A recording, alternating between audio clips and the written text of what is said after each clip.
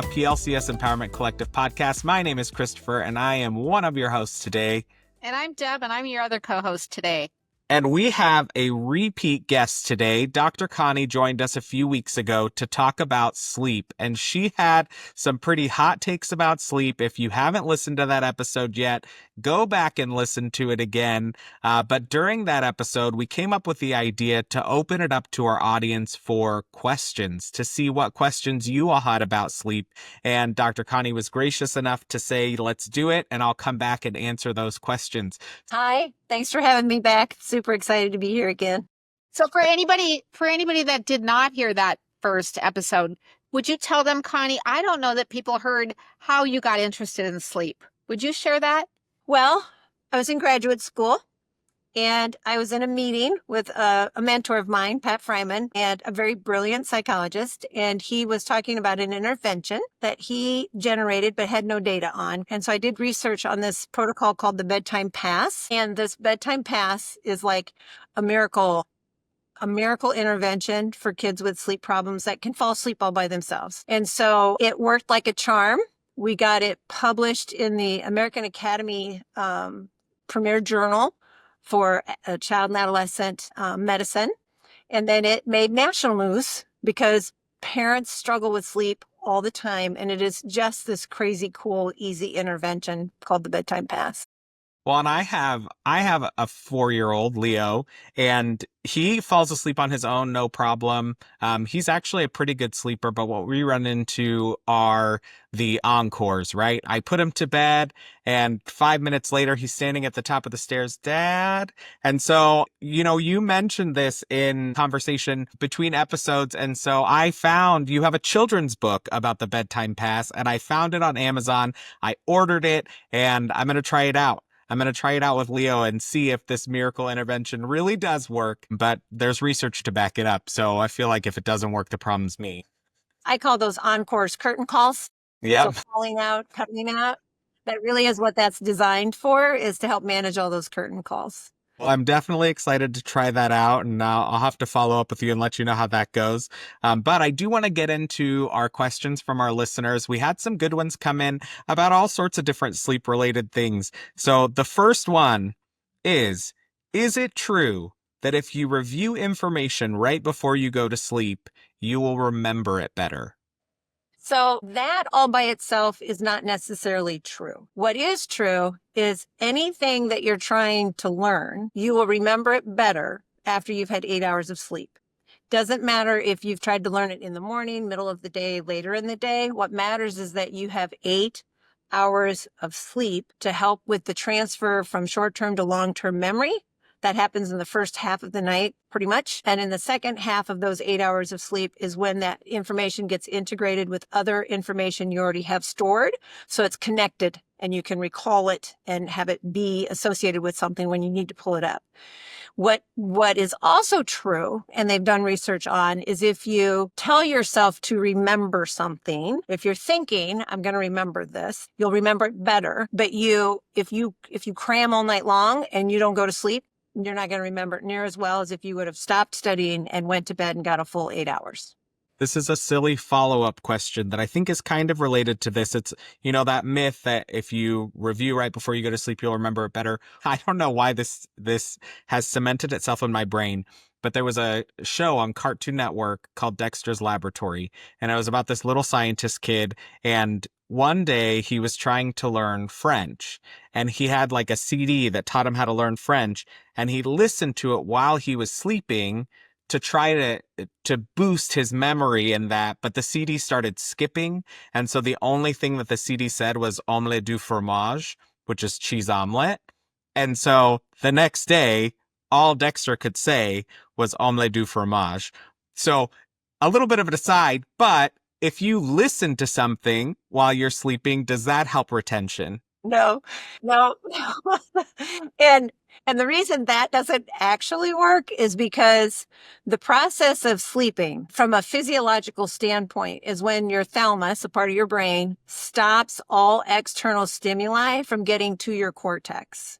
So we don't stop hearing, we don't stop smelling, we don't stop those things, but none of that information gets to the cortex while you're sleeping. And so if you're listening to something while you're sleeping, your brain's having to manage it. Like it's getting to the thalamus, it's actually being disruptive, not helpful, but it's not getting to the cortex. It's not going in for storage. Like that's not happening. So that show was a lie. That was, yeah, fabricated. I love that you're getting your facts from a cartoon. All right, should we go to the second question? What are some things we can do to shut our mind off so we can fall asleep better? So there's actually a number of strategies that I talk to people about when it comes to that. Because one of the things that can really get in the way of falling asleep is your mind just is going. If it's going about things for the next day, things you don't want to forget, things from the previous day that maybe you are like, why did I do that? Did I do that okay? Like you're second guessing yourself or feeling bad about something. I actually encourage folks before they get ready to get ready for bed is to go ahead and just take the time to write down those things, journal those things. If they're a minor, a child, or an adolescent, maybe sit down with their mom and dad and talk through all those things. Have a time limit around it, but just protect time to do that and get it off your mind. Like just get everything out. And that way, if you're laying in bed and you're like, oh, you can be like, no, I wrote it down. I got it. On the front end of that strategy, if you realize there's something you didn't write down, then I would say, go ahead and get up and write it down. Just know that it should take, and it's okay if it takes 20 to 30 minutes to fall asleep. Work really hard to just be okay with that as opposed to being frustrated, discouraged, pessimistic, because the true reality is you will fall asleep. It's supposed to take a little bit of time here. And you mentioned relax about it. Writing things down or kind of having that ritual before bedtime. I've heard other practices where they say you should set up some kind of bedtime routine or practice. Is that a sound thing? It's not something I learned from TV that was completely fabricated. Routines really are helpful. There's some very key things about routine, though. They should be behaviors that lead to getting into bed and going to sleep. So if your routine involves brushing your teeth, flossing, washing your face, taking your vitamins, using the bathroom, getting a drink, your basic routine. For some families, that might then culminate with either a story before they get in bed, like before they get in bed, or it might be prayers. They're in bed, they say prayers, they do hugs and kisses, they're done. Same thing can be for adults. Like you have a routine that leads to going to sleep and you get in bed and you're in bed to go to sleep. So, okay, next question. We're kind of transitioning through that cycle. We're in bed, we're asleep. How do we fall back to sleep if we're awakened during the night? So that is very much connected to what we just talked about.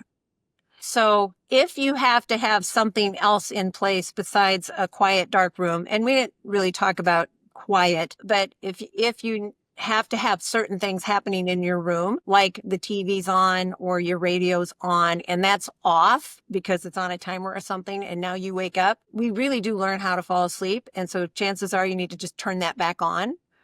So that you can go back to sleep. Like it's a learned process now. So bedtime sleep conditions should be what you can maintain all night long, and they aren't disruptive to the sleep process. So quiet, dark room, white noise is okay, but that really is what's conducive to sleep. And then night wakings are very natural. And so that's the other thing. Just like I encourage you to stay calm if you don't fall asleep within 5 minutes, because it shouldn't be that fast if we're well rested. When you wake up in the night, try to stay calm about, we wake, we roll over, we go back to sleep. It's okay. The other thing I would say is if somebody truly does have trouble with an extended night waking, and what I mean by extended is more than 30 minutes, like they're laying there awake and they can't go back to sleep for more than 30 minutes, and get out of bed and either read or draw or write by low light. No screens, just do something until you feel that turn to go to sleep, then put it down and get back in bed.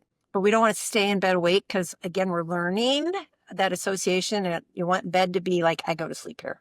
So I want to ask a question. You mentioned white noise, so I want to ask you about that. What does white noise do to the brain that helps your brain get quiet or helps you go to sleep? Because I know a lot of people use, Christopher, do you use white noise machines? Absolutely. Yeah, I every know. night. You do every night. What is that? What's the magic? So Deb, it's a little bit different than how you're thinking about it. And I understand why people might think about it that way. Truly, white noise is about covering any other noise is happening in the environment. So it's not necessarily what the brain needs. it's helpful because, as I mentioned, the thalamus shuts down that transfer of information to the cortex. That's why you're asleep. But your brain knows that's happening, right? And that's disrupting the quality of your sleep because your brain has to pay attention to determine, geez, do I need to let that information through? Do I need to wake this person up? Is that smoke dangerous? Like, what's happening in the environment? So it's alerting, it's attending to. And so white noise helps to cover other noises that don't need to be alerted to. So like a furnace turning on and off, maybe phones pinging in the background, like just sounds that would be disruptive to the quality of your sleep and don't need to be. So the next question from a listener, this one was new to Christopher, Connie, and so I want to make sure that people understand the question. But it is about sleep apps, but it's also about music, specifically what's called HZ music. Does that help us get good sleep? When this question came in and it said HZ music, and I look at Deb and I go, Deb, I have no idea what this means. Like, what does this mean? And Deb, you had heard of it before. Yeah. HZ music is supposed to help your brain get quiet, and they have different frequencies, and it's supposed to be connected to your alpha waves. So it would sound like if you've ever done yoga or had a massage, the kind of music that they play in the background, it's very similar to that. Our brain's not quiet. Yes, which Our is brains why are I not play that kind of music, Connie. But That is exactly why. they're not quiet. There is research that's looking at different sounds. I don't want to call it music because it's not music, but different sounds or different beats or different that can kind of help mimic something that's already happening in the brain to produce the kind of stage of sleep we want, but that's very stage specific. And that's very specific to working with the geriatric population that really can't achieve like deep sleep because of problems with the part of their brain that helps facilitate deep sleep happening. So there's research happening there, but not for like general public use. Like white noise really is our best bet for allowing our brain to do what it needs to do while we're sleeping. And you can get an app, because that the other part of that question was about sleep apps. You can get apps that have white noise on them, I'm guessing. Or Alexa will play. And now it's white noise, brown noise, all kinds of different colors. And that's just, it's still a stable. I talk to people about, it's like the static on the radio. You're between stations. Like it's just a constant staticky sound. And the white or brown doesn't really matter. It's just a constant, very low level, quiet cover sound is what it is. And we have one question left from our listeners that we have time for here. And this one is a little bit of a medical question. It says, has any of your research shown that people who might have low magnesium or any other chemical imbalances have difficulty sleeping? And should they take a supplement? So my first response to that would be, if people are concerned about some sort of chemical imbalance, see your doctor. Like go see your doctor, have some blood tests done, and see what your doc would recommend about that. My other part of that response would be, there are a lot of things that can cause problems for sleep, whether that's a mental health concern or a physical concern like pain or things like anxiety. And so it's kind of chicken and egg, what's causing what's happening first, what's leading to what. And so the number one treatment truly for anybody who's having trouble with sleep isn't medication. Even melatonin is not recommended except very sparingly for very special circumstances and very low doses. So I would start with the physician, see if there's truly a medical issue there and treat the medical issue. But I wouldn't start taking supplements just to see if your sleep gets better. Dr. Connie, thank you for answering our listeners' questions. We're at the end of our time. Before we sign off, is there anything you want to leave our listeners with about sleep? Any last parting words of wisdom? I'm very invested in sleep and have been for a long time, but I hear commercials about different things that can improve your life and improve your health. And it's like, this is going to help with your memory and this is going to help with your wrinkles or this is going to help with how you feel. And nobody ever says you need to get your sleep. And honestly, the foundation for all of that is protect your sleep, make it a priority, then see what's left, see what you need help with. But if you're not getting your sleep, the rest of that's really not going to matter too much. All right, you heard it here, folks. Get your sleep, protect your sleep. That's what matters. So thank you again, Dr. Connie, for being here. And thank you, listeners at home, for listening to Mindshift and for submitting questions for today's episode. If you enjoyed listening today, make sure you follow us wherever you get your podcasts. You can also visit our website at plcschools.org/Mindshift for more content. And be sure to join us next week, where we will be debunking misconceptions about high school.